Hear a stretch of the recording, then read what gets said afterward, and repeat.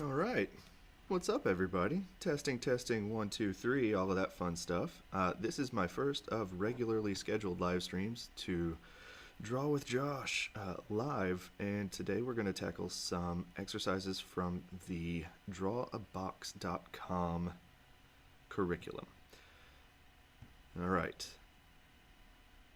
Yes. All right. Let me pull my notes up here just to make sure I do everything right. All right, here we go. Oh, I might want to switch over to Krita.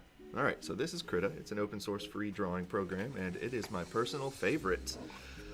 In my opinion, it's better than Photoshop, and I still pay for Photoshop. There's a link to Krita in the show description, whether you're watching on Facebook or YouTube. Now, I will be monitoring the YouTube chat more closely than Facebook, so if you're interested in joining me on YouTube and you're looking at my Facebook live stream, you can scroll down on my timeline a little bit and find a link to this video. All of the extra stuff here, if you want to help support me and schedule a consult for a tattoo, make sure you visit joshj.blog/links. You can follow me on other platforms there or buy me a coffee. Yeah, so let's dig right into constructive drawing. DrawaBox lesson 4. And today I'm tackling some insect studies. Now, I am not technically allowed to show you the photos that I'm using for reference because they are copywritten photos and I don't want to get in trouble, but you can still follow along. I'm just going to do my bestest here to make sure that I describe why I'm doing the things that I'm doing and how you could possibly do the same. Alright, so constructive drawing is all about simplifying objects into the most basic forms or shapes that you can. Now, insects are broken into 3 major parts usually. So you've got the head, and oh, I'm on eraser. I am drawing an ant here, so it is very basic in terms of insect anatomy. We've got the head. The next section is known as the thorax, which you can think of as like the upper torso or rib cage of a human if you were to compare the parts to a human body. And then the abdomen is the big tail end part of most insects. Now, between all of these are some some connecting anatomy, which I am not familiar with, so I am not going to try to pretend that I know what I'm talking about there. Let's just say that there is a piece of connective exoskeleton or tissue that connects the thorax to the abdomen, and the same is true of the head. And the head to the thorax is really just like a ball joint. Sorry, I'm checking on all of my streams here to see how it's going. We got 1 viewer on Facebook and 1 viewer on YouTube. Awesome. Hi, people joining in. So I'm using sort of simplified spheres or eggs and sausage forms here. They're very organic, and I do like to put some wrapping lines around them on occasion. And this is your basic insect anatomy. Now, with constructive drawing, what you want to do is try to build up from the basic forms. But once you've simplified and you know you have a solid understanding of what's going on, that's when you can start adding complexity, but only once the simplification makes sense. Now, one of the things I still like to do is draw a center line, because this helps me see how the form is turning in space, and it lets me line things up better.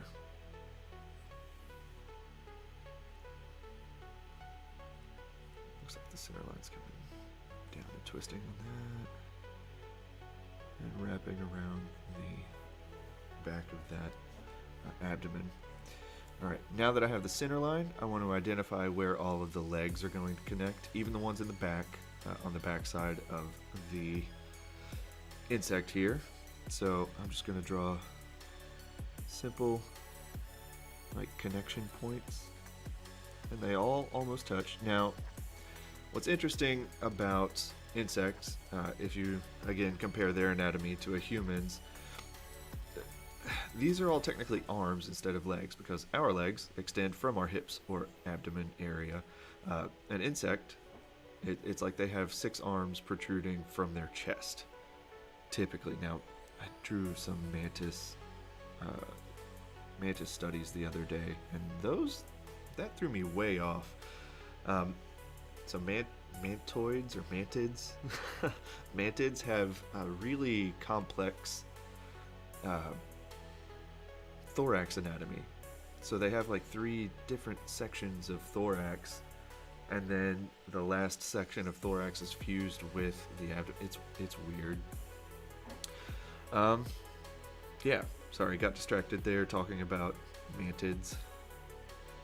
Now the head of this ant has sort of a cutout in it, so I'm gonna draw that in.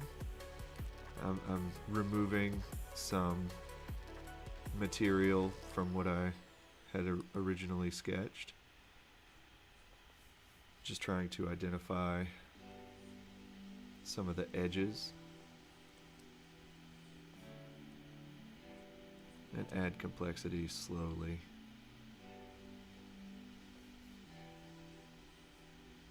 Alright, we've got some antennae that attach here, and if I imagine sort of this shape, I can see where the other one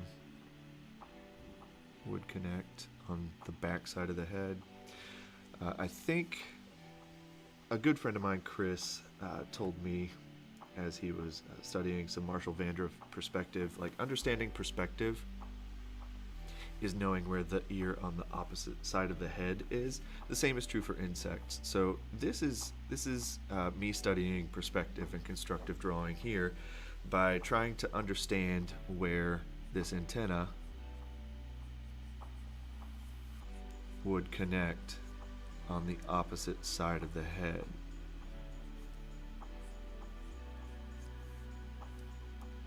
And I do that by trying to see how it wraps around the form. Now we've got an eye over here as well.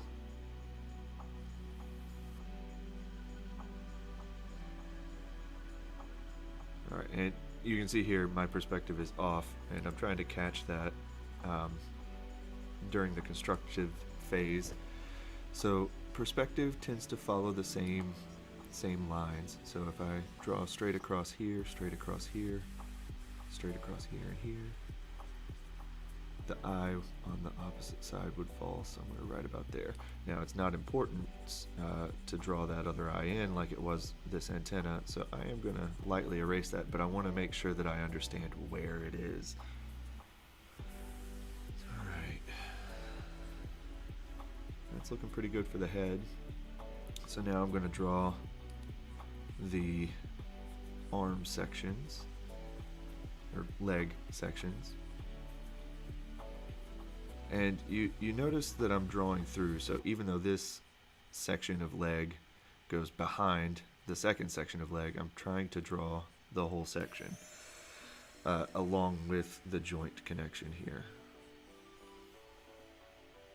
And we get some more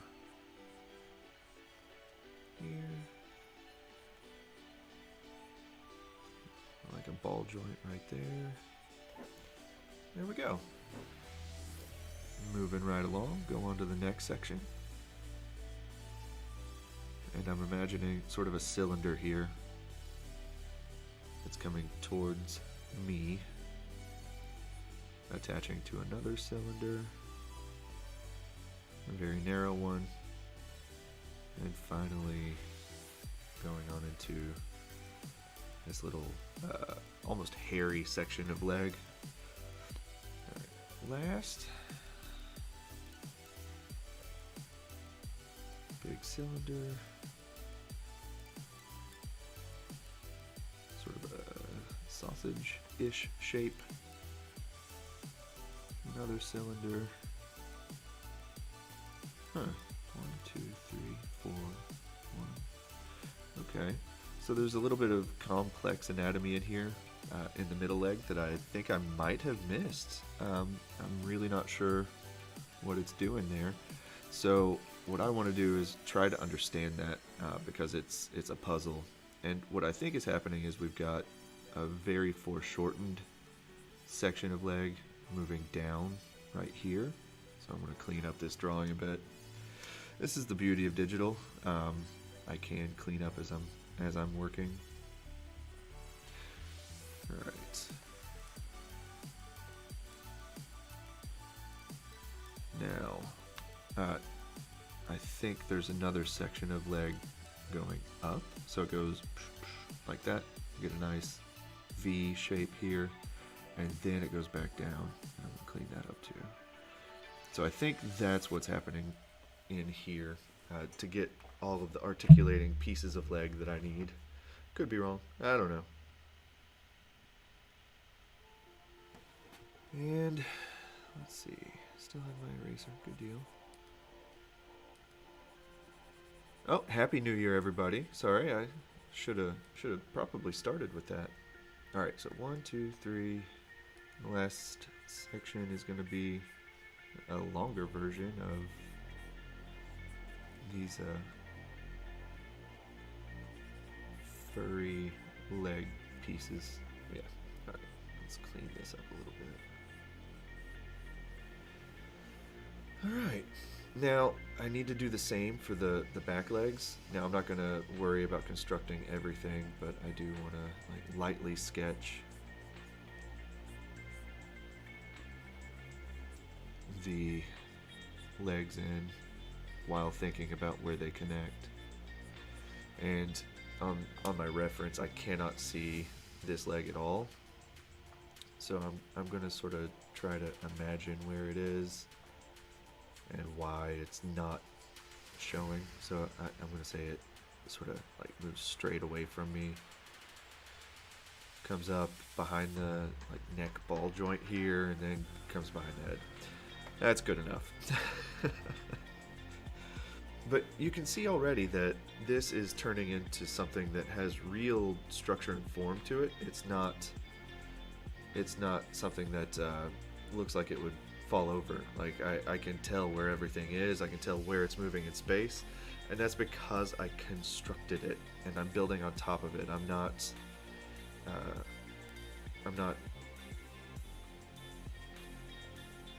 just going by what I see. I'm trying to really make it as real as possible. I know that probably doesn't make a ton of sense, but that's what I'm trying to do. Alright, there are a few more pieces of this that I really need to construct well, so I am gonna just slowly work on that and talk about other things. So I've got my show notes here. Let's see. Oh yeah, we have a Flash Day coming up at Affinity. If you'd like to join us and support our local animal shelter, that would be fantastic. Sorry, I've done all of this without really zooming in.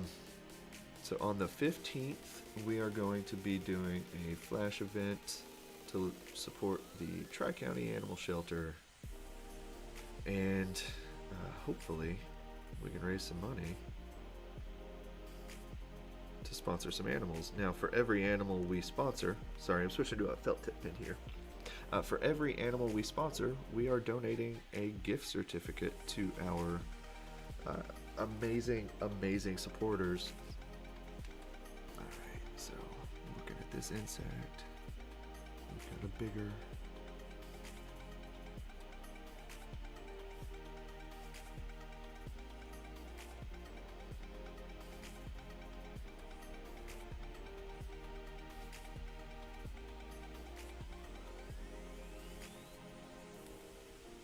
connection here than I originally drew.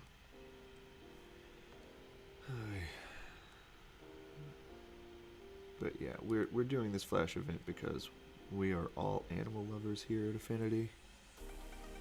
And so is my wife. She recommended we do this a very long time ago, but we had not had the opportunity to do it between all of our other flash events, which is perfectly fine. Those other flash events were also amazing successes.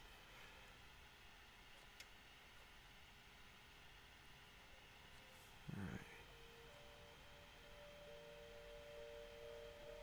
This is a really cool ant.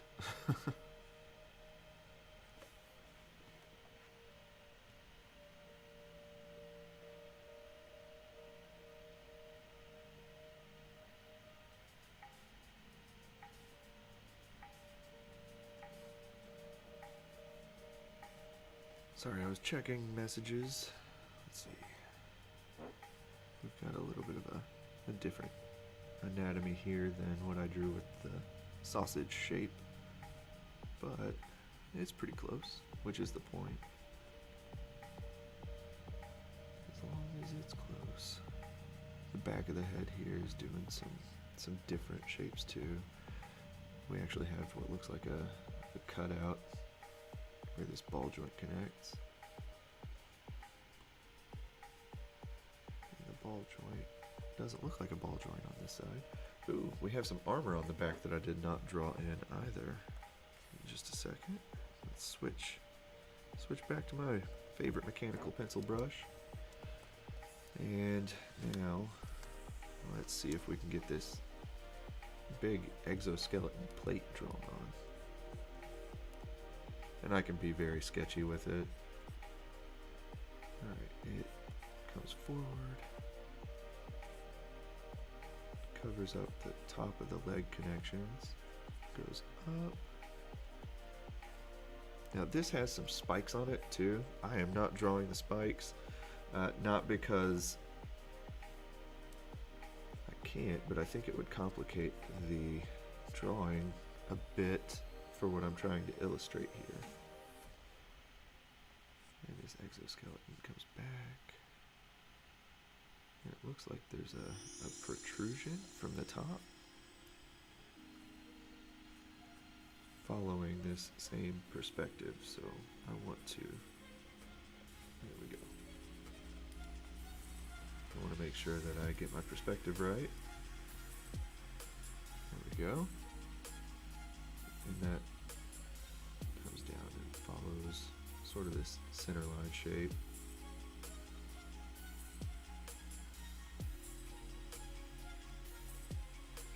But this is also wrapping up and around, so there we go. There we go. Alright, so this is the really armor type shape that we get in this section. This looks like two articulating ball joints, so I am going to turn that into two ball joints instead of one tube. There we go. Much closer. Alright, let's go back to our pen layer and get that felt tip pen back out. Okay.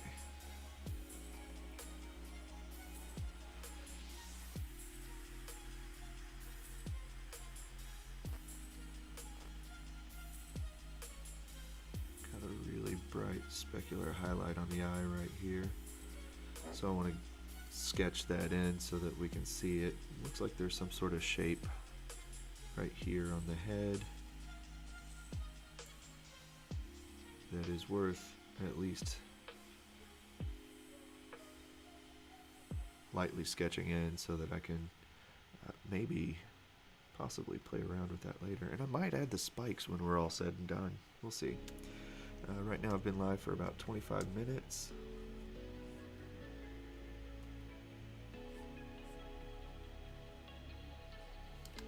I want to make sure that I've got time to do another drawing here, possibly, or not. We'll see.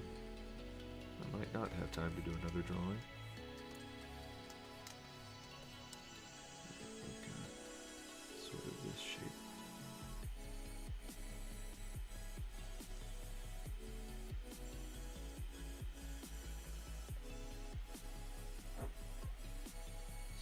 Why constructive drawing? Well, constructive drawing lets you, like the more you do it, the more you can sort of, well not sort of, the more you can imagine the forms turning in space. And the more you can imagine the forms turning in space, the better you know your subject. The better you know your subject, the more believable it is that you're drawing it. Or the more believable your drawing will be. Now, I don't understand completely, I don't completely understand insect anatomy, but understanding these forms as they're moving in space is making this feel much more solid in my mind, and I'm sure by the end of this drawing I can stylize it any way I wanted, and it would be a believable 3D form.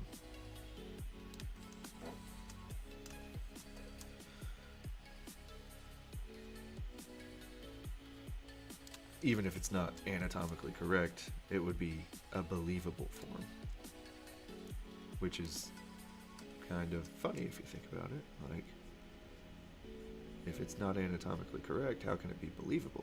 Well, because I constructed it from the ground up.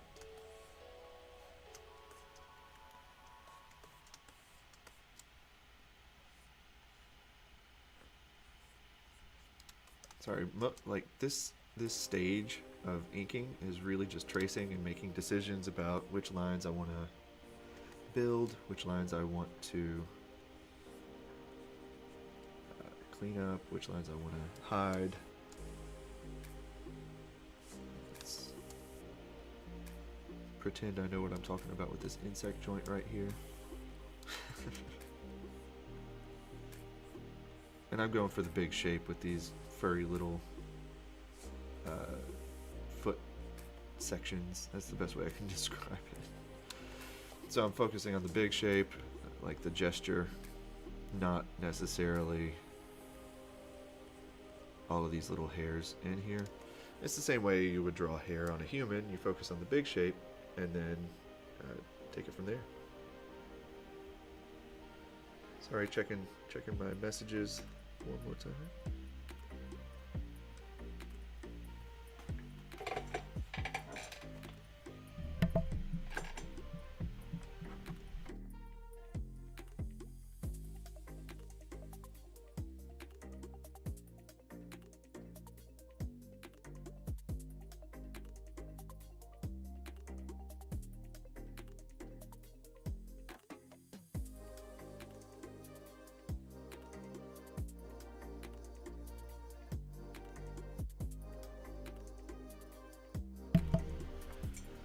Sorry, I had to get a drink there too. Alright, let's keep moving. Whoa, what is going on there? I tapped the screen and it just started going wild.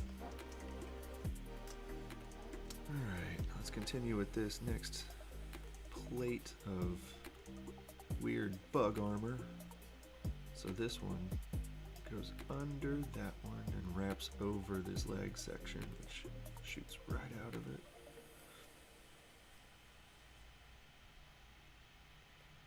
Some weird spherical things going on inside of that leg joint. I have no idea if that's anatomically correct or not, but it looks believable. Alright, I really wanted to show that this is like protruding over.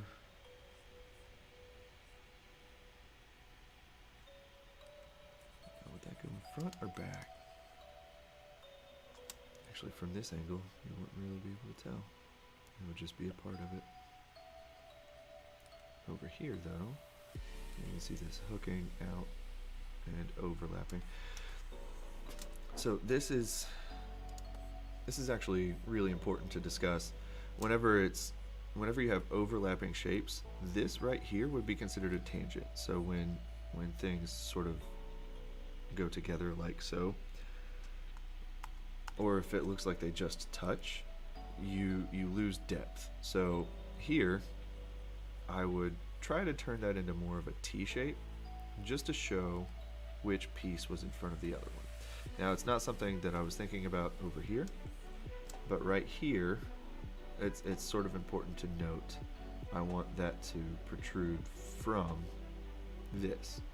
So I will turn this into a T shape just to give it more depth.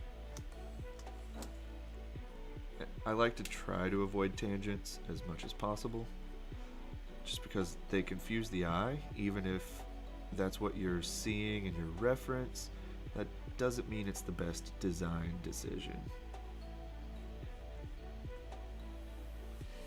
There are other types of tangent line as well, so if things nearly touch like this, I will, again, move this leg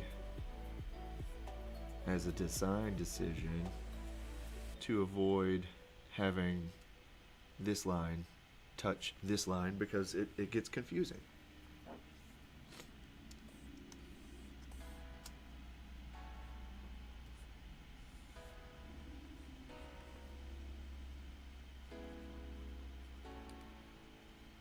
Add one of these little ball joints in, I think.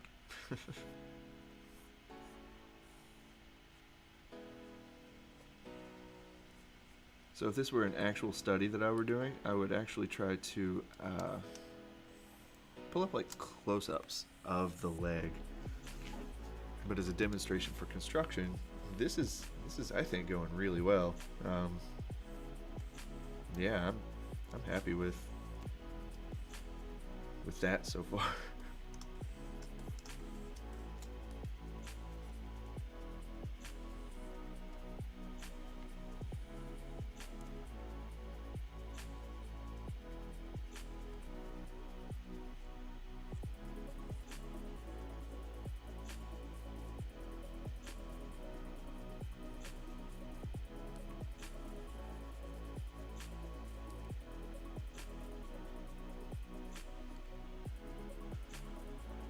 Constructive drawing like this also lets you make sure that things are lined up the way they're supposed to be.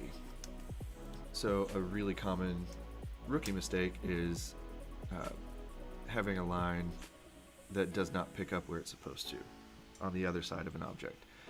So when you draw through objects like this, you can, like when it comes to the inking phase, you can make sure that this and this match up the way they're supposed to, because you're drawing through the object.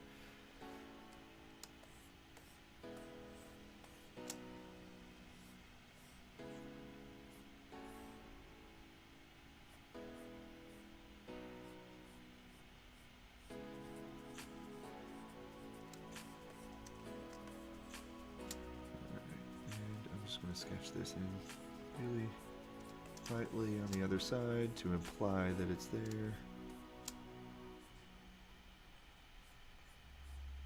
Really not the important information that I'm trying to communicate.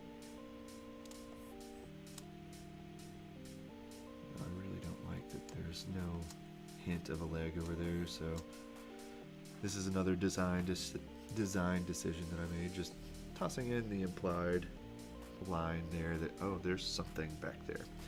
And then we've got a pretty finished line drawing. What I want to do now is add line weight and some shading, like just black shading, not even hatching or cross hatching. I'm just going to fill in some areas with black to give this a little more depth. So let's see here. Piece is coming way towards the viewer. I'm going to put a bolder outline on.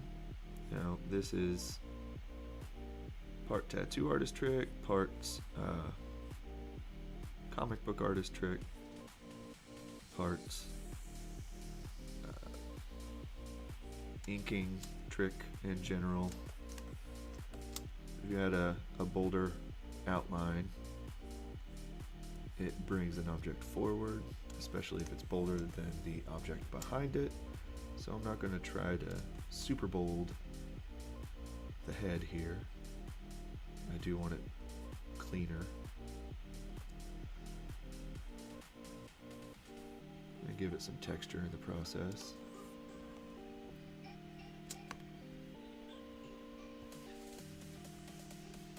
Checking my reference. So the light is coming from this direction.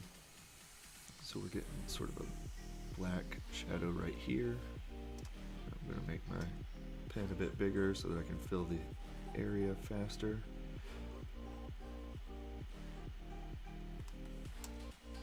The tip of this antenna is also nice and shaded. We're getting a cast shadow right here.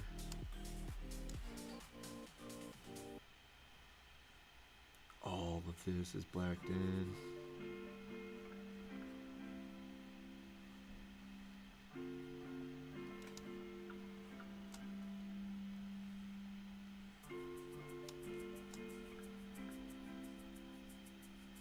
I don't want to add too much detail to this antenna because it is in the background, not something I'm concerned with.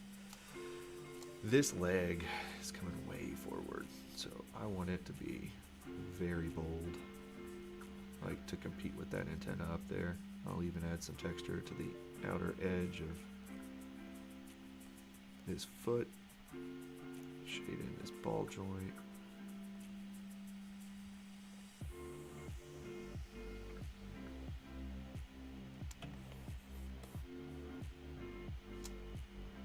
Get a lot of shadow here.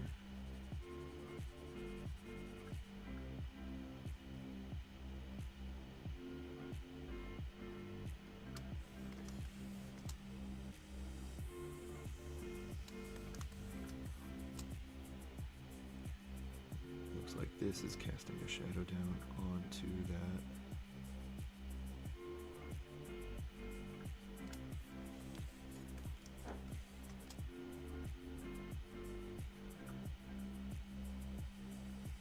I'm going to leave a little bit of a white gap right here just to show the connection of the leg.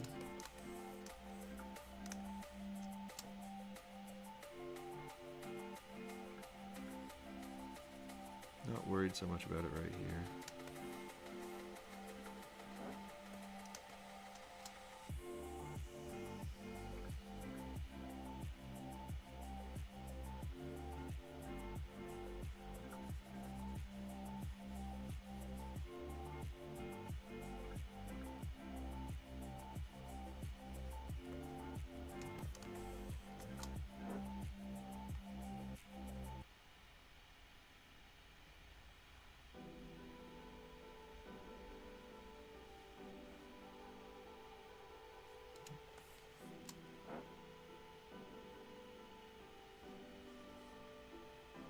This leg comes forward more than any of the other ones. As in, forward toward the viewer. Get a really interesting shape right here. I'm not sure why.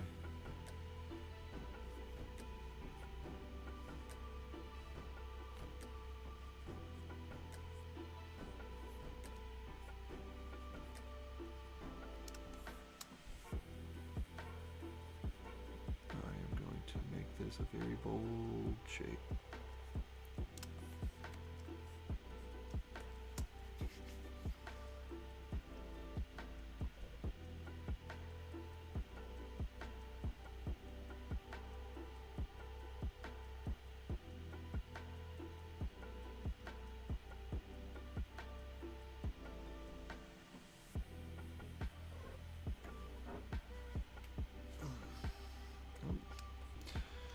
Sorry, I was checking messages and stretching my back for a second.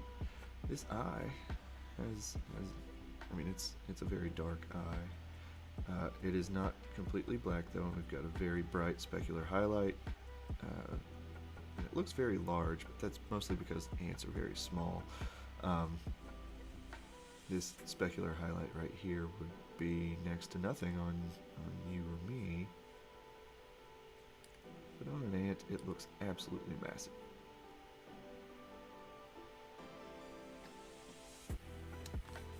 There we go. And this shape right here was also black on the ant, so I'm going to go ahead and black that in, even though it's not in one of the darkest parts. It's a matte black too, which is interesting. So it's not a glossy black. This is absorbing a lot of light.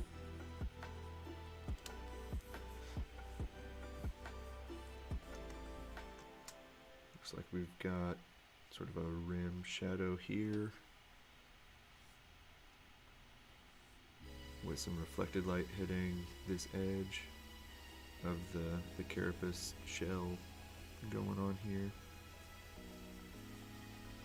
Put some hatch marks, even though I said I wasn't going to do that. I did. Leave me alone.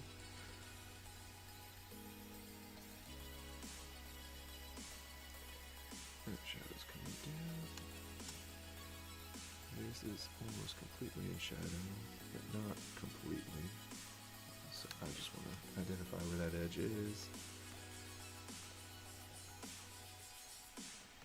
So Chris told me, since he's been doing live streams, by the way, you should check that out. Chris Bevan, Beaven. He let me know that painting, like digital painting, while he was live streaming, made him better at painting because he had to think through the process a little bit better to articulate it. And I am actually noticing the same thing. So I'm drawing more effectively while I'm live streaming than I am normally, mostly because I don't want to mess up. And it's making me think about what I'm doing a little bit more clearly. So thanks, Chris, for that awesome tip. Right now well, let me be honest, I'm getting in a little bit of a hurry and I don't know why, so I'm going to slow back down. I just started hatching for no real reason. We've got a big shadow shape. Let me get this shadow shape sketched in. Alright, drawing through the object.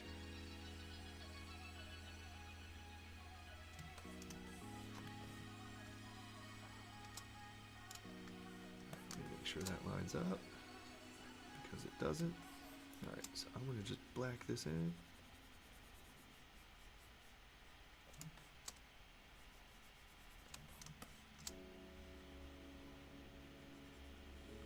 What I love about doing just black, just black studies, is that it really lets you identify value patterns.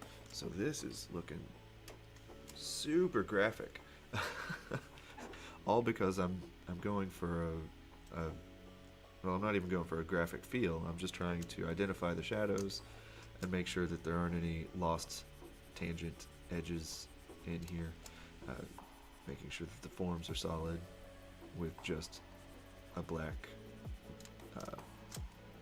felt tip brush. It's wild.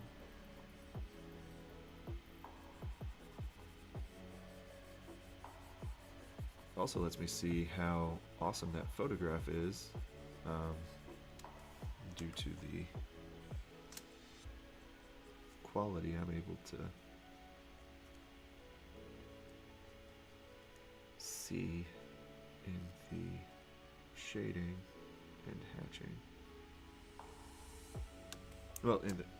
Sorry.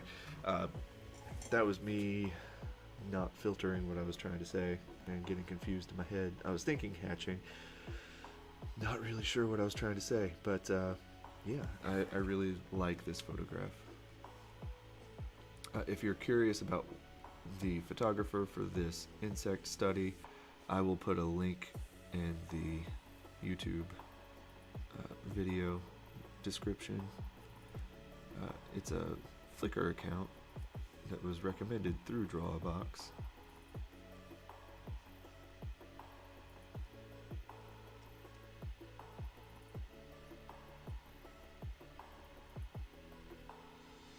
And I thoroughly enjoy it. Yeah.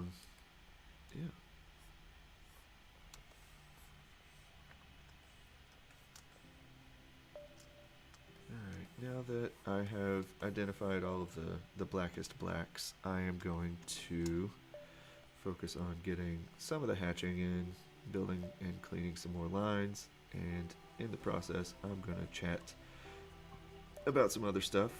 So I already talked about the Flash event, so that is Sunday, January 15th, starting at 11 a.m. You can come to Affinity, get some discounted pet-related tattoos, and help us sponsor as many animals at the Tri-County Animal Shelter as possible. Other than that, we are doing, I just did a coat drive. Congratulations to Miss Bethany Voigt for winning that coat drive. But I have approximately 50 coats that need to find homes.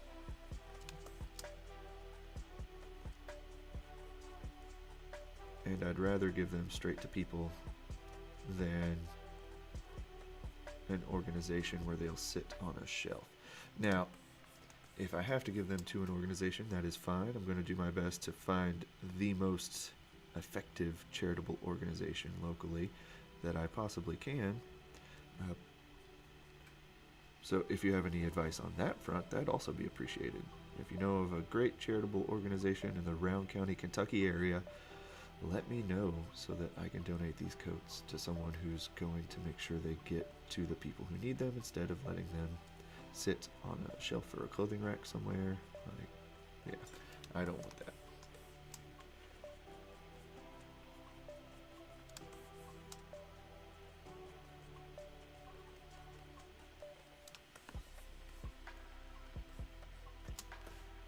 Alright, I know I said I was going to draw multiple insects here, but it's looking like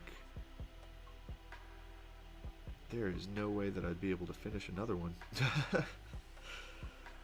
Not in the amount of time that I've got on this live stream, so I'm just going to sit and chat for a minute, and then probably call it a day. So yeah, coat drive.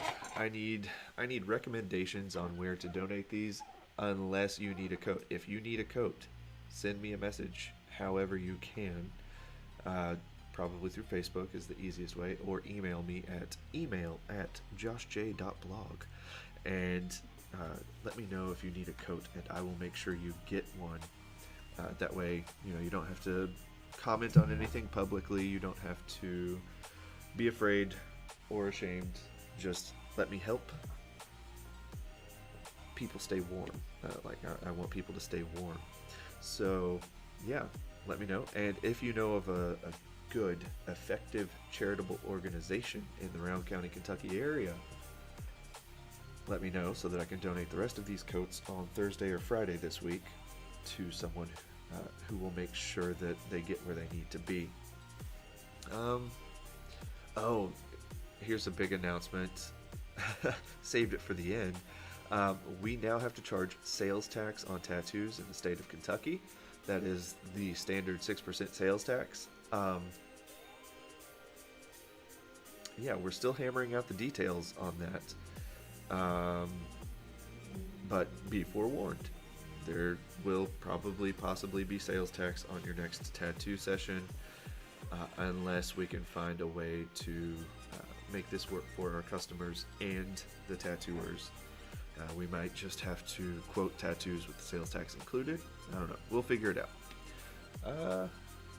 Yeah, that pretty well covers it. Flash event, sales tax, coat drive. Yeah. On that note, I think I'm going to call it a day.